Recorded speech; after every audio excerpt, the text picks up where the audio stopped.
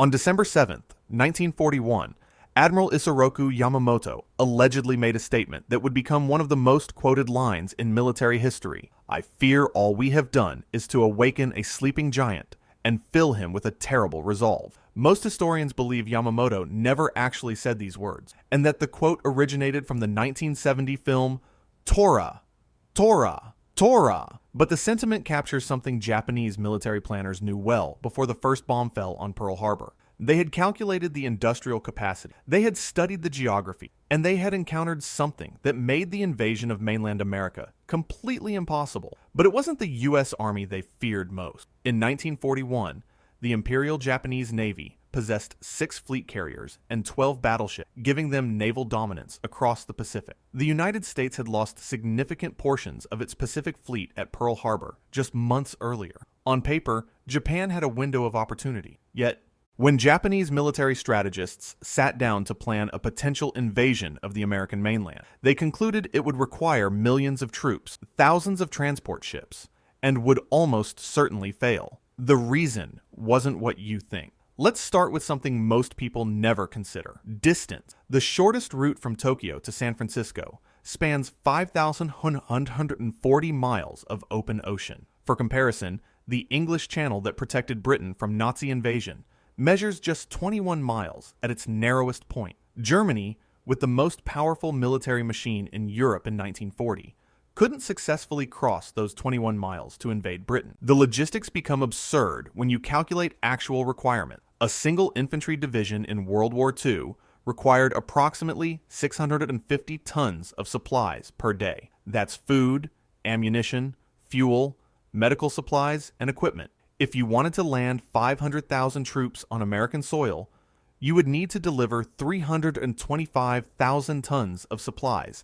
daily just to keep that force operational. But the Pacific Ocean presents a unique problem that no other invasion route offers. There's nowhere to hide. When Nazi Germany planned to invade Britain, they could stage forces just across the channel, visible from Dover on a clear day. An invasion force approaching America from across the Pacific would be visible to reconnaissance aircraft, submarines, and satellites for days before reaching shore. Modern surveillance technology means that any fleet large enough to threaten American shores would be detected approximately 2,000 miles away, giving defenders roughly 4 days of advance warning. The Atlantic presents similar challenges, but with an added complication: NATO. Any European power attempting to stage an invasion would need to cross territory monitored by 31 allied nations, each with intelligence networks reporting directly to Washington. There is no scenario where a hostile fleet crosses the Atlantic undetected. According to NOAA measurements, America possesses approximately 95,471 miles of tidal shoreline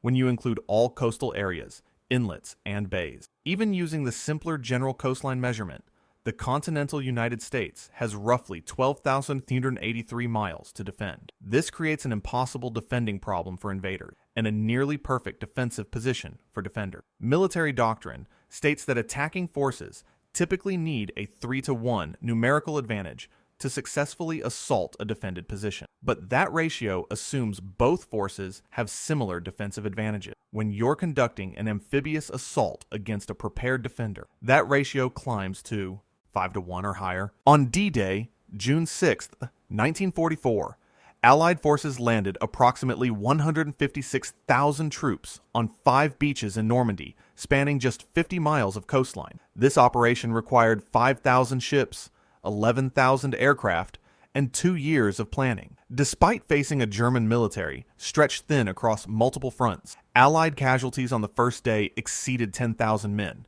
with some estimates reaching as high as 12,000. Now imagine attempting that same operation against the United States, which possesses 11 aircraft carriers, compared to the entire world's combined 12 additional carriers. The U.S. Navy operates 68 submarines, each capable of sinking multiple ships before detection. And that's before we discuss the Coast Guard's 243 active ships, or the hundreds of military installations dotting both coasts. But the real impossibility emerges when you consider what needs to happen after landing. Let's say, hypothetically, an invading force successfully lands 500,000 troops on American soil. Congratulations! You've accomplished what no military has done since 1812. You now control approximately 0.1% of American territory and face 3,500 miles between the east and west coasts. The United States possesses the most extensive road network on Earth, 4,407 miles of roadway, including 46,876 miles of interstate highway.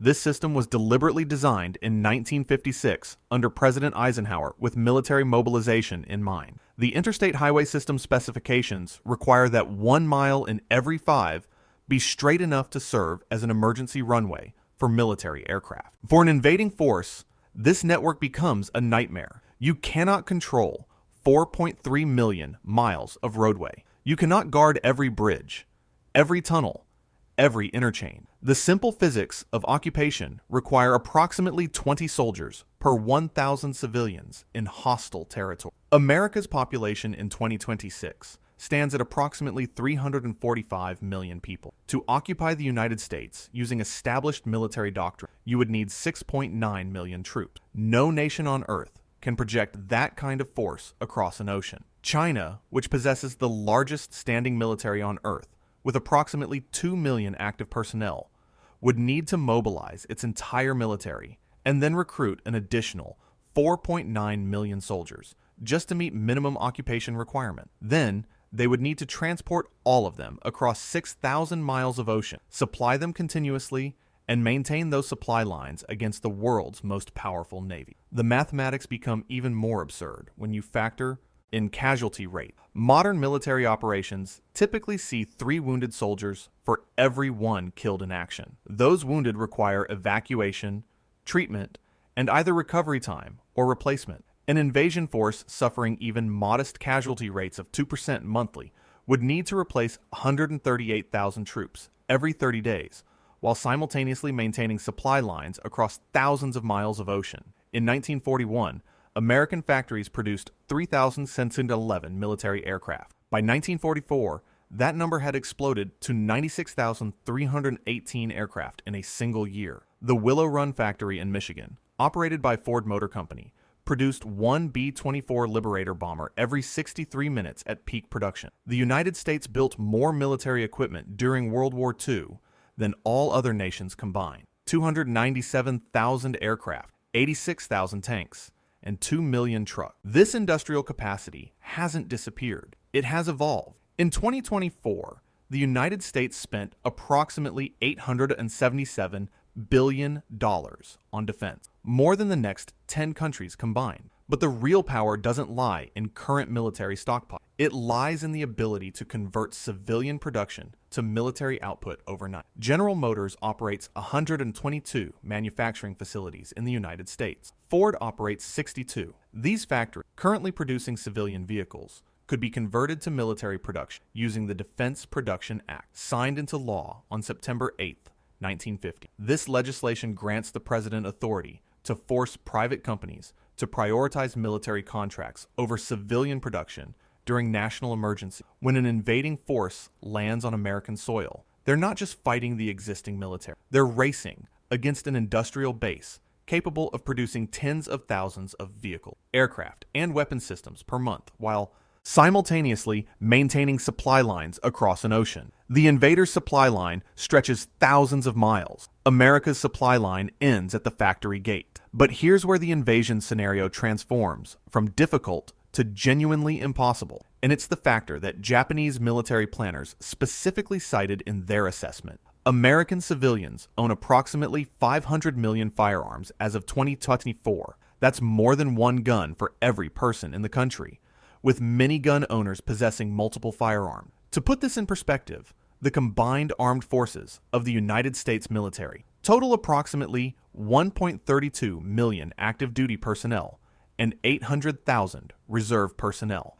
American civilians own roughly 240 times more firearms than the entire U.S. military possesses service weapons. In Afghanistan, coalition forces fought an insurgency armed primarily with AK-47 rifles, improvised explosives, and rocket-propelled grenades for 20 years. The Taliban never numbered more than 75,000 fighters at their peak strength. They possessed no air force, no navy, no armor, and limited artillery. Yet they successfully outlasted the most powerful military coalition in history through guerrilla warfare and intimate knowledge of local terrain. Now, imagine that scenario multiplied by a factor of several thousand. According to the U.S. Fish and Wildlife Service, approximately 15.9 million Americans purchased hunting licenses in 2023. These aren't soldiers, but they're experienced with firearms, familiar with outdoor survival, and intimately knowledgeable about local terrain. The opening day of deer season in Wisconsin alone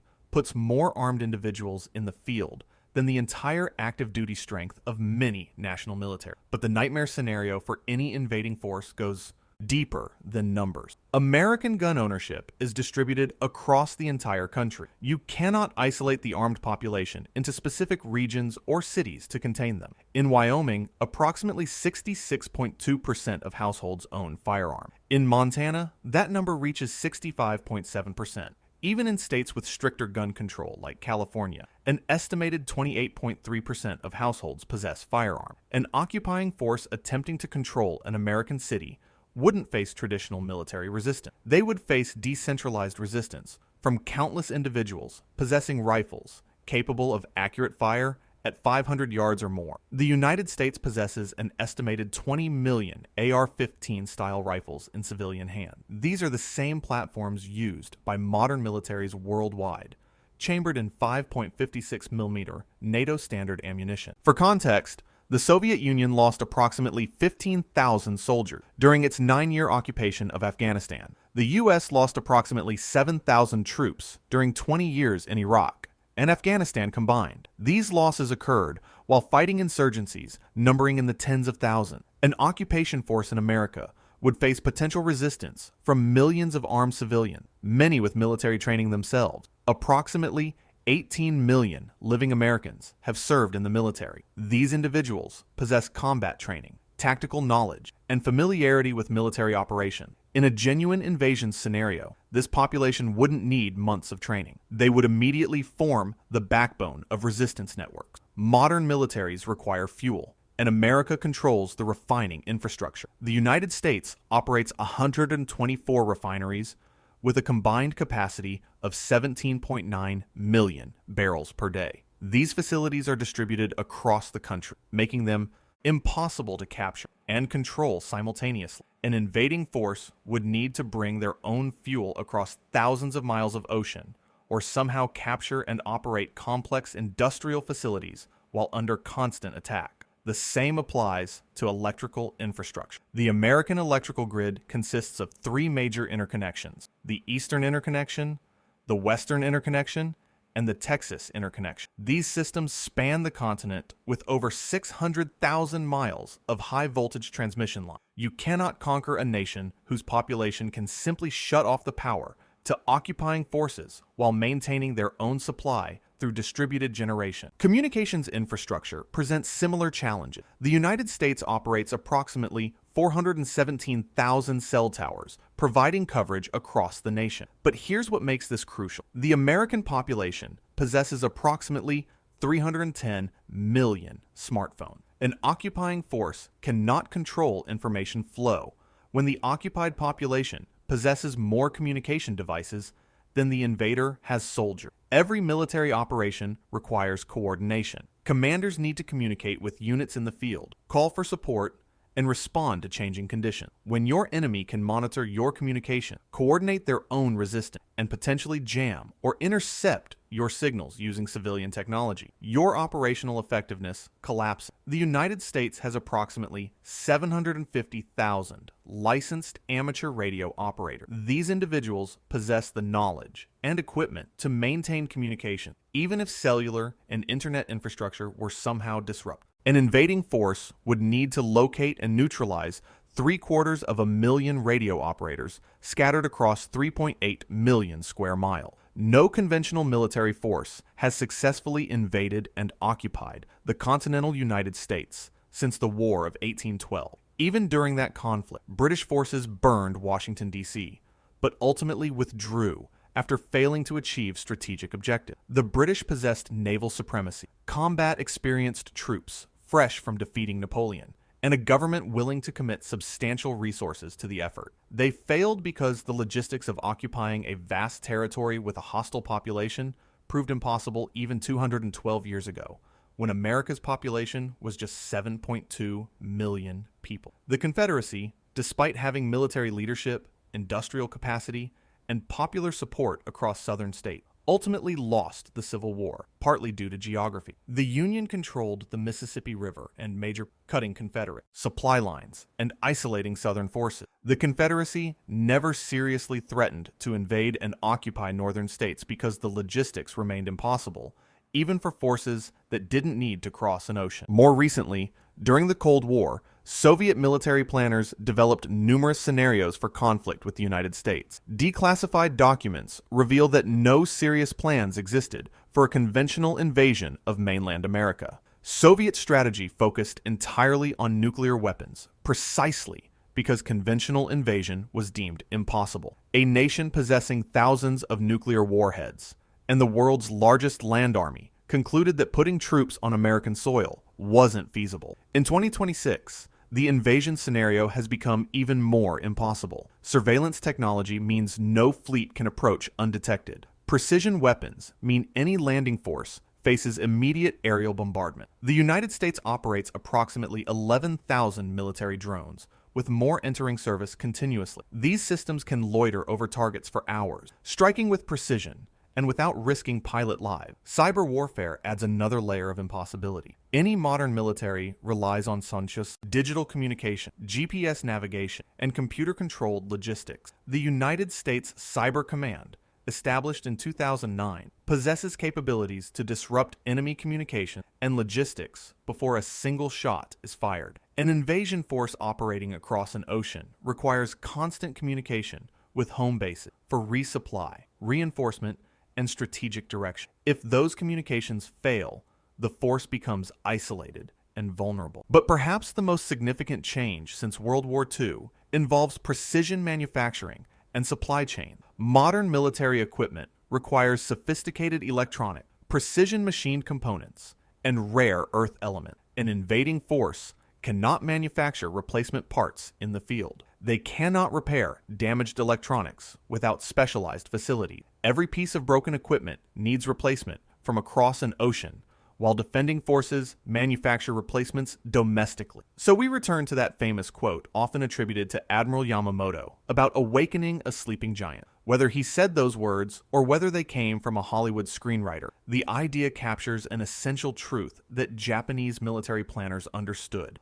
America's defensive strength doesn't primarily come from its standing military. It comes from geography, industrial capacity, and an armed population that makes occupation impossible. During World War II, the Japanese Empire conquered and occupied territories spanning from Southeast Asia to the Central Pacific. They successfully invaded the Philippines, Indonesia, Malaysia, and Burma, but they never seriously planned to invade the American mainland because their military strategists calculated the requirements and concluded it was suicide. The mathematics remain unchanged. To invade America, you need millions of troops. To transport those troops, you need thousands of ships. To supply those troops, you need to maintain logistics across the world's largest ocean. To occupy the territory, you need to control millions of square miles against 345 million people, over 500 million firearms, and many millions with military training. You would be fighting against the world's most powerful military, the world's largest economy,